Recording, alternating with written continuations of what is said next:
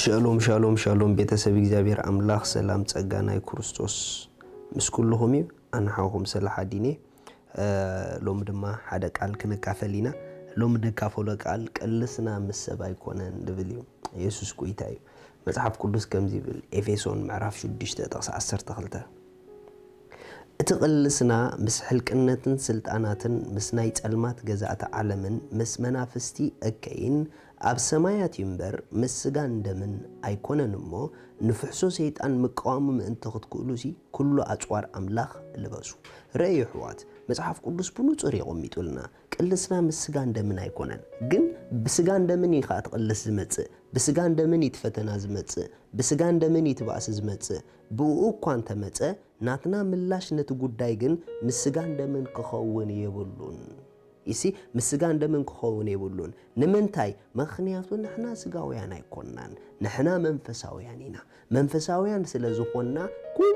ስጉምትና ካብ መንፈስ ይጅምር ኣብ መንፈስ ይዝውድ ስለዚ ከምቲ ስጋውያን ንጉዳይ ብስጋ ድሕዝዎ ንሕና መንፈሳውያን ከዓ ንጉዳይ ብመንፈስ ኢና ንሕዞ ዳስ ዋይ ብሰብ ብዙሕ ነገር ክመጸኩም ይኽእል ብሰብ ብዙሕ ባእሲ ክመጸኩም ይኽእል ነገር ግን ንስኹም ነቲ ጉዳይ ብመንፈስ ክትቆጻጸርዎ ኣለኩም ነቲ ጉዳይ ብመንፈስ ክትቃለስዎ ኣለኩም ነቲ ጉዳይ ብመንፈስ ክትርእይዎ ኣለኩም ናይ ልብኹም ጽልኢ ናይ ልብኹም ባእሲ ወይ ድማ ናይ ልብኹም ቅልስ ኣጽዋር ኣምላኽ ተዓጢቅኩም ነቲ ጉዳይ ክለዓል ገይሩ ደሎ ድሕርቶም ሰባት ወይ ድሕርተን ሰባት ኮይኑ ድሰርሕ ናይ ጸልማት ኣሰራርሓ ንዕኡ ምህራም ክኸውን ኣለዎ ስለዚ መጽሐፍ ቅዱስ ኣጽዋር ኣምላኽ ልበሱ ዝብለና ንምንታይ እንተዳ ስጋውያን ኮይኖም ኣጽዋር ኣምላኽ አይድልየምን እዩ ነቲ ጉዳይ ብስጋ ከምድላየን ክመላለሱ ሊኾሉ እዮም ከምድላየን ክባእሱ ሊኾሉ እዮም ናትና ግን ባእስና ምስኦም ስለዘይኮነ ቅልስና ምስኦም ስለዘይኮነ ነቲ ንዕኦም ከምኡ ክኾኑ ዝገብሮም ዘሎ መንፈስ እሱ ስለዝኾነ ታርጌትና ንዕኡ ድማ ስጋ እንደምን ክገብሮ ዝኽእል ጉዳይ ስለዘይኮነ ኣጽዋር ኣምላኽ ለቢስካ በኣጽዋር ኣምላኽ መቀላስ የድልየካ እንተዳ ኣጽዋር ኣምላኽ ደይለቢስና ግን ናብ ስጋ ክንወርድ ንኽእል ኢና ብስጋ ነቲ ጉዳይ ክንሕዞ ንኽእል ኢና መንፈሳውያን ንጉዳይ ብስጋ እንተሒዝናዮ ከዓ ምፍሻልና ይተርፈናን እዩ ብመንፈስ ተሒዝናዮ እቲ ጉዳይ ግን ምዕዋትና ይተርፈናን እዩ ርኢኹም ሓደ ግዜ ሰይጣን ሓሳብ ኣብ ሐዋርያ ጴጥሮስ ኣቆሚጡ እቲ ሓሳብ እቲ ድማ ኢየሱስ ክርስቶስ ከም ድስቀል ምስ ነገሮ ንኢየሱስ ክርስቶስ በይንፈልዩ ክጎንሖ ጀሚሩ ኢየሱስ ግን ዳይሬክት ንጴጥሮስ እንዳረአየ ሰይጣን ካባይ ረሓቕ ኢሎ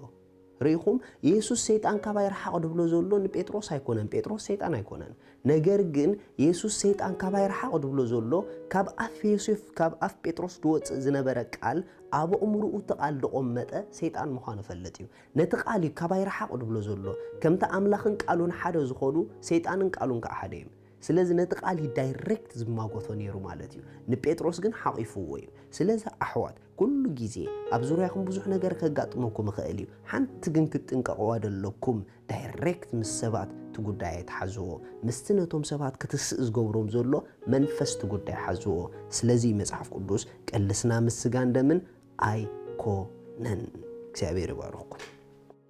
ስለዚ ሎሚ ንጎይታና ኢየሱስ ክርስቶስ ኣብ ህይወትኩም ወሲንኩም ክትቀበልዎ እትደልዩ እታ ኣብኡ ዘላ ናይ ዘለዓለም ህይወት ክትቀበልዋ እትደልዩ እዛ ጸሎት እዚኣ ጸልዩ እግዚአብሔር አቦ ስለ ወድኻ ኢየሱስ ክርስቶስ የመስግነካ ኣለኹ የአምን ኣለኹ ኢየሱስ ክርስቶስ ስለ ኃጢአተይ ከም ድተሰቕለ እዳ ኃጢአተይ ከፊሉ ከም ዝፈጸሞ ስለይ ከም ዝሞተ بسالسيت معالتي أملاخ كموتات كم زتنسؤو أبيمان أملاخ كم استقمت يأمن الله إيسوس كريستوس ناي هيوتي غويتا إيو إيسوس كريستوس أملاخي مدحانيين إيو كابزا ساعات نكريستوس بمقبالي حدش فترت ولود أملاخ ኮይነ ለኹ መንፈስ ቅዱስ ብሽም ኢየሱስ በእምነት ናብ ውሽጠይ ይቕበለካ ኣለኹ